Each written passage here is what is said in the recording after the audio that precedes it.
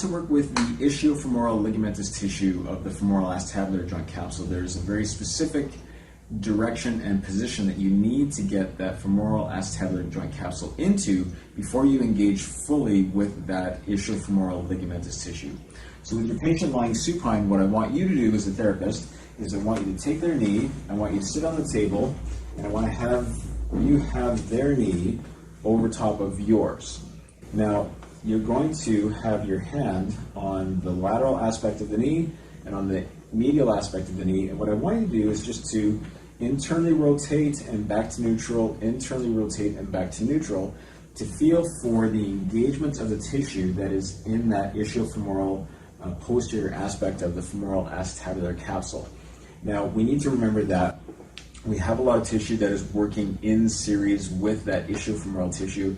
We have glutes, external rotators, we have quadratus femoris, we have some hamstrings that might be a little bit engaged also. So although our focus and our intent is on the ischiofemoral ligamentous tissue, we need to recognize that those other tissues are being engaged also.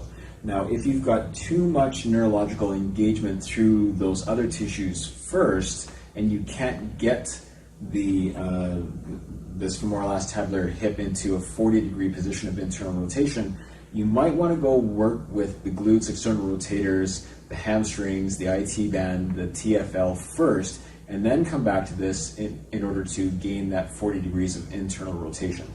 So again, we need to get it into 40 degrees of internal rotation in order to fully access the fibers of that ischiofemoral ligamentous tissue.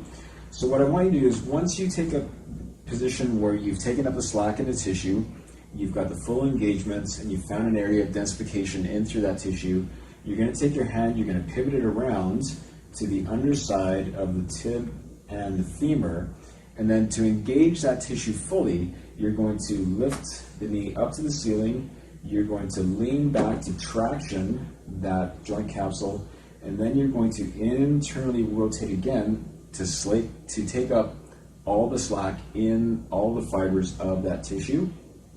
You're going to wait for an increase in elasticity, a decrease in densification. You're going to wait for an increase in parasympathetic engagement, a decrease in sympathetic engagement. Once this is nice and easy to hold, you can come back to here, your neutral position. You can reassess by taking it into internal rotation back to neutral. You should be able to get to 40 degrees fairly easily. It might take another 2 or 3 attempts in order to get it there. So again, the knee would go up to the ceiling, you would traction back away from the head of the femur, and you would internally rotate it again to beyond that 40 degrees or at that 40 degrees to take up all of the tissue tension in that ischiofemoral ligamentous tissue. Once you've regained elasticity and the patient is relaxed and you've decreased those protective mechanisms in through those tissues, you can take the knee back into a neutral position, and that ends the technique for the ischiofemoral ligamentous tissue. So let's see what this looks like with our patient on the table.